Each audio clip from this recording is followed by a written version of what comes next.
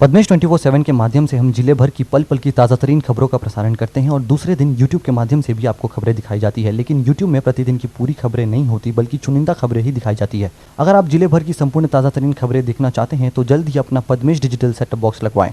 Setup box लगवाने के लिए संपर्क करें 07632240222 या फिर 8319969927।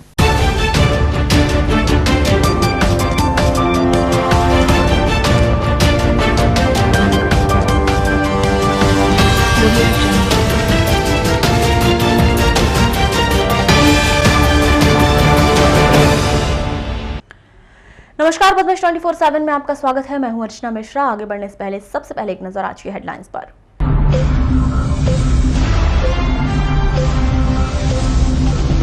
किसानों की मेहनत पर पड़े ओले, रबी की फसल को लेकर बड़ी चिंता, बदले मौसम ने बढ़ाई ठिठुरन।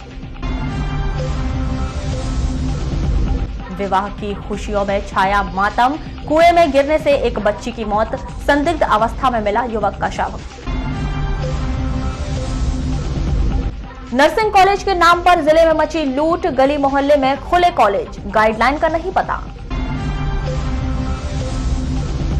जिला अस्पताल की ओपीडी से नदारद चिकित्सक, लंच के बाद हो जाती है अघोषित छुट्टी।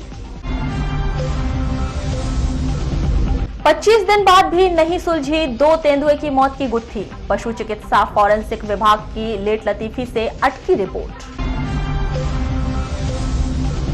42 लाख का गबन करने वाले आम गहन सचिव पद से हुए बर्खास्त, नहीं हुई एफआईआर। और अब खबरें विस्तार से। कटंगी थाना क्षेत्र के अंतर्गत आने वाले ग्राम लोहमारा में उस वक्त सनसनी फैल गई जब ग्रामीणों को गांव के किनारे खेत में एक 21 वर्षीय युवक की लाश संदिग्ध अवस्था में दिखाई दी। ग्रामीणों द्वारा मृतक की हत्या किए जाने की आशंका जताई जा रही है। मृतक का नाम ग्रामीण थाना ग्राम चिचगांव निवासी 21 वर्षीय सुरेंद्र उर्फ अज्जू चौधरी बताया गया है, जिसके शव का पुलिस ने पोस्टमार्टम करवाकर शव अंतिम संस्कार के लिए उसके परिजनों के सुपुर्द किया है। वहीं मामले की जांच शुरू कर दी गई है। जानकारी के अनुसार कटंगी थाना अंतर्गत आने वाले ग्राम पंचायत लोहमारा में बीती रात एक विवाह कार्यक्रम में मृतक गया हुआ था, जिसकी लाश बुधवार की सुबह गांव की कुछ दूरी पर स्थित लोहमारा के एक व्यक्ति के खेत में संदिग्ध अवस्था में पाई गई, जिसके गले में लड़की का दुपट्टा फंसा हुआ था। घटना की खबर लगते ही सुबह कटंगी थाना प्रभारी श्रीनाथ झरवड़े मौके पर पहुंचे और घटना स्थल पर मुआयना करने के बाद शादी वाले के घर गए, जहां पर बातचीत करने पर कटंगी गोपालपुर निवासी एक युवती और गुलशन कुछ संदिग्ध पाए गए, जिसके चलते तुरंत दोनों को पूछताछ के लिए कटंगी थाना लाया गया। उक्त घटना की गंभीरता को देखते हुए बालाघाट मुख्यालय से घटना स्थल पर एडिशनल एसपी गौतम सोलंकी पहुंचे, जहां उन्होंने एफएसएल टीम को घटना स्थल पर बुलाया। छोटा भाई है मेरा। आपको छोटा भाई चौधरी, ये शादी में आया हुआ था। जी नहीं, कल ही शाम को शादी में आया हुआ था, हमको भी नहीं मालूम था इस बारे में। हम हमारे छोटे भाई के साले के साथ। जी जी जी इस बारे में ज़्यादा कुछ तो नहीं कहूँगा, लेकिन मेरे को लग रहा है कि इसका मर्डर हुआ है। ये थाना कटंगी के लोहमारा गांव की घटना है। यहाँ पर गांव से लगा हुआ खेत है। खेत में एक सुरेंद्र नामक व्यक्ति की डेड बॉडी मिली है। उसमें इन्वेस्टिगेशन जारी है। सभी पहलुओं पर उसमें जांच की जा रही है। अभी कहना मुश्किल है, जब तक पीएम नहीं हो सकता उसके पहले कुछ भी कहा नहीं जा सकता। मृतक बालाघाट का रहने वाला है जी। ये ऐसा पता चला है, जो अभी तक जानकारी मिली है उसमें कहीं शादी में रात में आया हुआ था जी। और उसी पर से कुछ बातचीत हुई है। किसी के साथ इसकी कोई मिलने वाले थे, उनके साथ इसकी कोई बातचीत हुई है। उसी पर से फिर ये यहाँ डेड बॉडी मिली, तो जांच का विषय है। बैहर विकास खंड के ग्राम पंचायत आमगहन के तत्कालीन सचिव सेमूलाल मरावी को सचिव पद से बर्खास्त कर दिया गया है। सेमूलाल मरावी वर्तमान में ग्राम पंचायत गुईटोला में सचिव के पद पर पदस्थ था। सेमूलाल मरावी द्वारा आमगहन पंचायत के कार्यों में 42,94,051 रुपए का गबन किया था, जिसके कारण जिला पंचायत की मुख्य कार्यपालन अधिकारी उमा माहेश्वरी ने मध्य प्रदेश पंचायत राज अधिनियम 1993 के तहत कार्यवाही कर उसे सचिव पद से बर्खास्त कर दिया है। न्यायालय अनुविभागीय अधिकारी राजस्व विहित प्राधिकारी बैहर द्वारा दिनांक 18 जुलाई 2012 के पारित आदेश में 42,94,051 रुपए ग्राम पंचायत आम गहन के तत्कालीन सचिव सेमूलाल मेरावी से वसूल करने कहा गया था, जिसे स्वीकार करते हुए सेमूलाल मेरावी ने बहाली शपथ पत्र आवेदन में कथन किया था कि मुझसे भूलवश गलती हुई है और जो आदेश पारित हुआ है उसका मैं पालन करूंगा। लेकिन सेमूलाल मेरावी द्वारा अब तक वसूल की गई राशि जमा नहीं की गई है, जिसके कारण उसे सचिव पद से बर्खास्त कर सेवा से पृथक कर दिया गया है। बालाघाट में वेनगंगा पुल के पास से जागपुर घाट तक बने डेंजर रोड के चौड़ीकरण का कार्य शीघ्र प्रारंभ किया जाएगा, जिससे बड़े व भारी वाहनों को बालाघाट शहर में नहीं आना पड़ेगा और वे इस नए मार्ग से वेनगंगा पुल के पास से सीधे गोंदिया रोड पर सुगमता से निकल सकेंगे। कलेक्टर दीपक आर्य ने 17 फरवरी को डेंजर रोड का निरीक्षण किया और उसके चौड़ीकरण के लिए की जा रही तैयारियों का जायजा लिया। इस दौरान लोक निर्माण विभाग के कार्यपालन यंत्री BS अड़मे भी उपस्थित थे। कलेक्टर श्री आर्य ने लोक निर्माण विभाग के कार्यपालन यंत्री को निर्देशित किया कि वे डेंजर रोड के चौड़ीकरण कार्य के लिए टेंडर आदि की प्रक्रिया शीघ्र पूर्ण कराएं और इस कार्य को शीघ्र प्रारंभ करवाएं। इस सड़क के चौड़ीकरण के दौरान इस बात का ध्यान रखा जाए कि जो पेड़ काटना बहुत जरूरी हो सिर्फ उन्हें ही काटा जाए। इस सड़क के चौड़ीकरण कार्य के लिए वन विभाग से 450 पेड़ों को काटने की अनुमति प्राप्त हो चुकी है। बता दें कि 3 किलोमीटर 200 मीटर लंबाई की डेंजर रोड को चौड़ा कर 12 मीटर चौड़ाई की सड़क बनाई जाएगी। इसमें 3.75 मीटर BT होगा और सड़क के दोनों ओर 1.875 मीटर के साइड शोल्डर भर दिए जाएंगे। इस कार्य के लिए 3 करोड़ 76 लाख रुपए की राशि स्वीकृत की जा चुकी है। सड़क चौड़ीकरण के इस कार्य का टेंडर स्वीकृति के लिए लोक निर्माण विभाग के मुख्य अभियंता को भेज दिया गया है। शादी की खुशियां उस वक्त मातम में बदल गई जब विवाह समारोह में शामिल होने पहुंची एक 9 वर्षीय बालिका की कुएं में गिरने से मौत हो गई।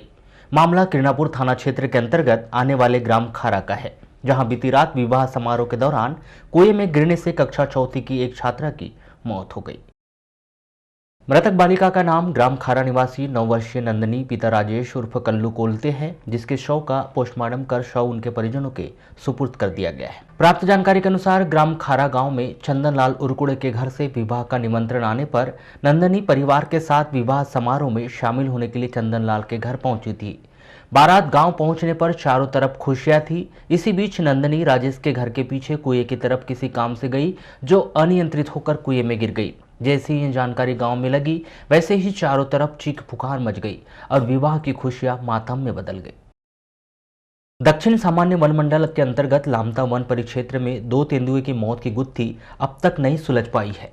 वहीं करीब 25 दिन बीत जाने के बाद भी फॉरेंसिक विभाग से जांच रिपोर्ट अब तक नहीं आ पाई।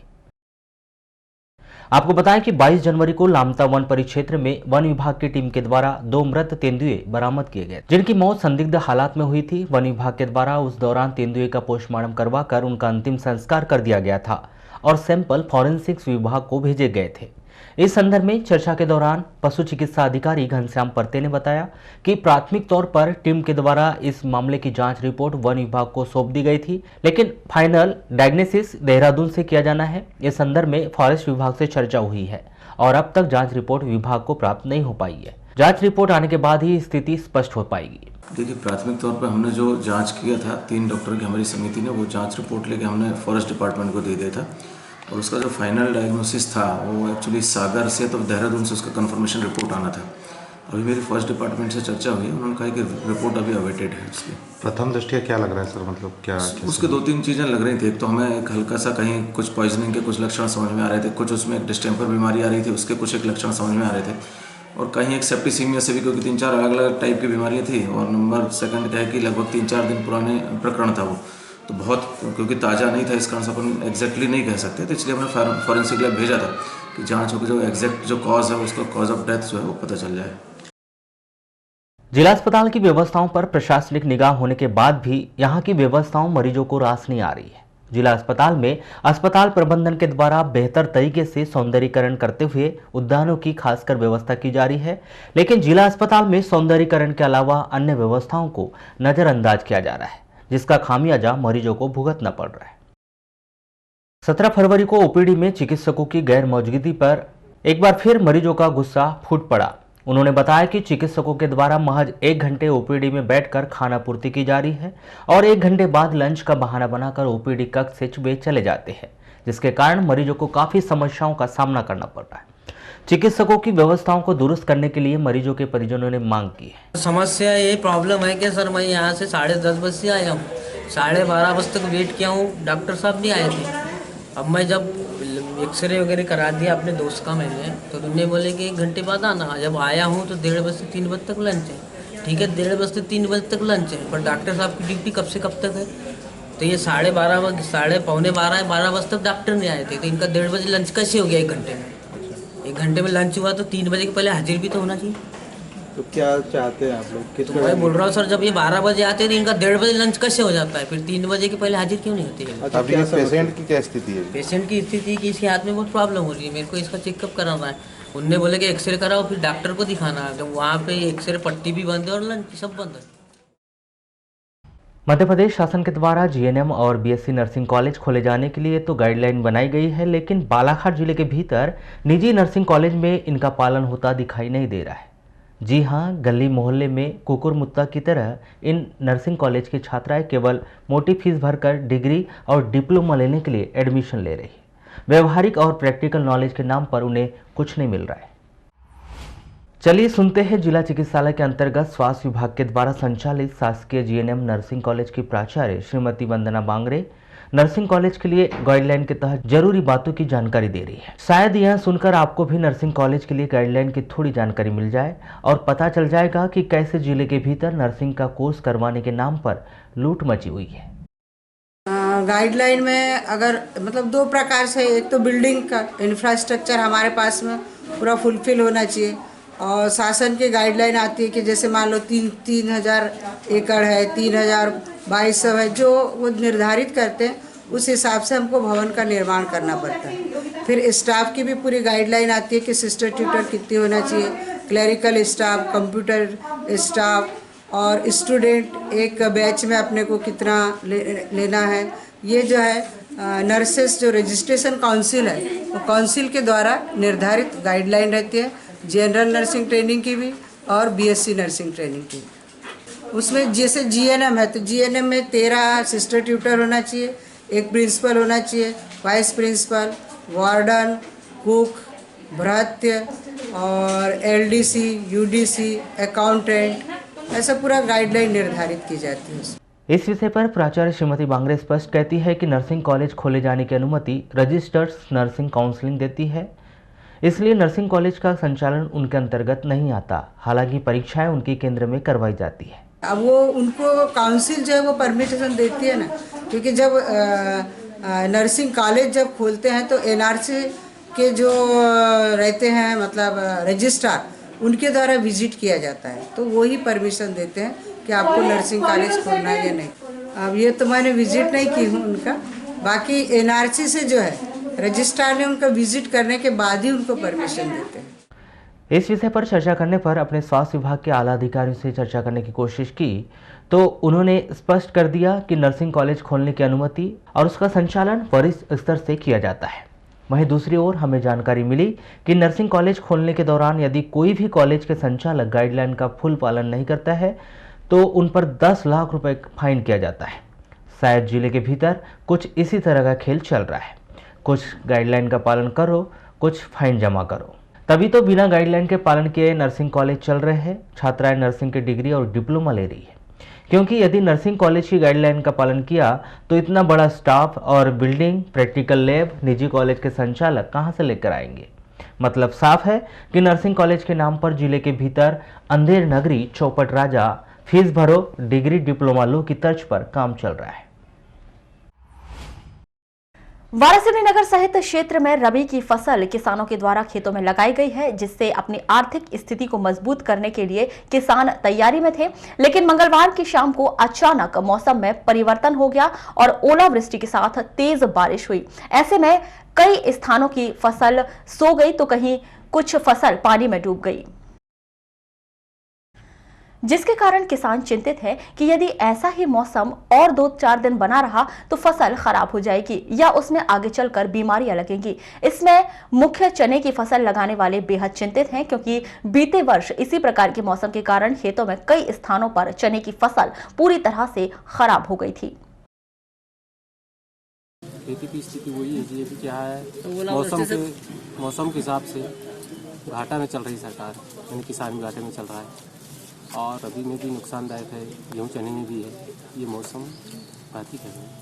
जैसे जिस प्रकार से मौसम बना है तो और ऐसा ही बना रहा तो क्या दिक्कतें हो सकती है? दिक्कतें आएगी और फसल में बहुत बड़ा घाटा होगा। फसल में घाटा तक आ जाएगा, क्या कहते हैं कि गेहूँ में भी चने में भी दिक्कतें आएगी, बीमारी आ जाएगी, गेहूँ कट जाएगा। कल के मौसम से क्या है, तब वो ओलावृष्टि से क्या है कि पूरा गेहूँ तो बर्बाद हो गया, अलसी बर्बाद हो गई, सरसों बर्बाद हो गई और जो धान लगाए थे, परा लगाए थे, वो भी क्या है कि धान सब खप गया पानी में, कीचड़ में खप गया साला, बहुत सा खराब हो गया धान।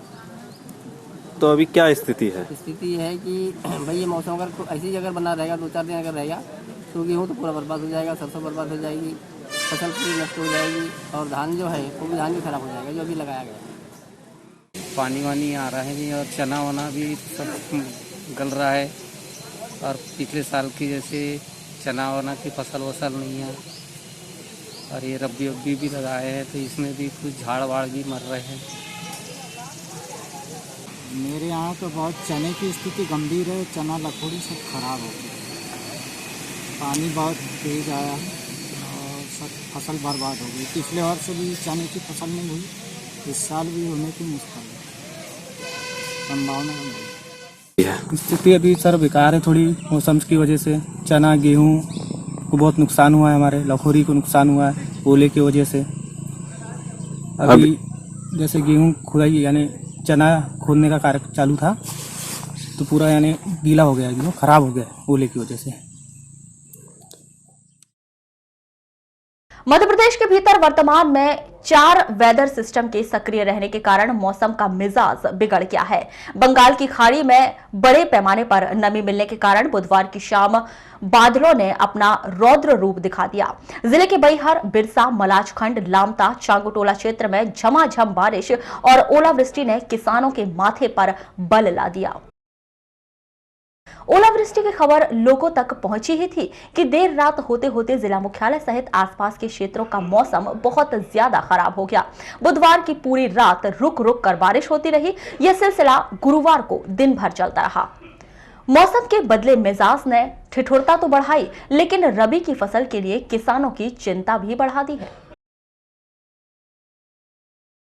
जो पहले लगा उसको नुकसान है, अभी ताजे वाले को भी नुकसान होगा। ज़्यादा पानी आने से क्या पौधे तैयार नहीं हो पाएंगे, उसके लिए क्या है अपने को धूप रहे तो अच्छा रहेगा। उससे तो बहुत नुकसान है, क्या उसमें इल्ली भी लग जाएगी, फसल जो भी है हमारा चना गेहूँ पीला हो जाएगा, उसके साथ साथ मरने लग जाएंगे। 2-4 दिन बाद प्रकोप समझ में आएगा उसका। पत्थर का जो पानी आया, बर्फ़ का पानी, उससे बहुत नुकसान होगा। अच्छा ये बताइए कितने एकड़ में लगाए थे आपने? चना हमारा 1 एकड़ में था और अलसी वगैरह वो भी थी आधा एकड़ में, बाकी फिर रबी वगैरह है। लोगों को नुकसान हुआ है क्या? बहुत भारी, फसल ही नहीं होना है, तो पूरा गेहूँ भी गिर गया यार, चना तो गया था काम से। और रबी की फसल अब देखो क्या होता है, अगर पत्थर नहीं आएगा तो बच सकता है, अगर पत्थर आया तो ये भी गया। कल की बारिश चना काटने लग के आ गया है। चने पे जो ओला गिरा है, न इसकी दाल होना है न बीज भी नहीं होगा, बिकेगा भी नहीं मंडी में, होना ही नहीं तो कहाँ से, मतलब नुकसान ही है। नुकसान ही ना, सरकार कोई मुआवजा भी नहीं देती है।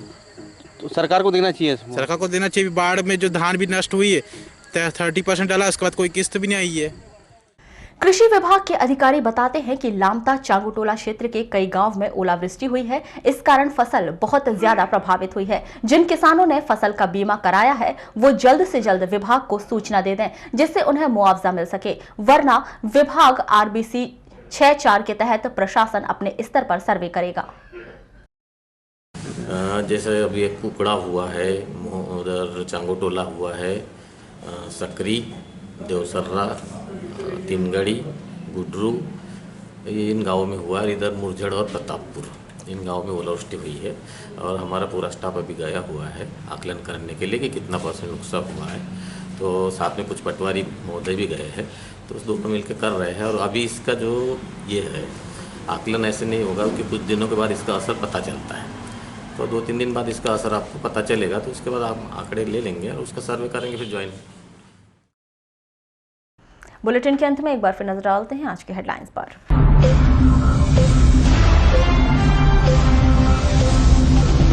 किसानों की मेहनत पर पड़े ओले, रबी की फसल को लेकर बड़ी चिंता, बदले मौसम ने बढ़ाई ठिठुरन।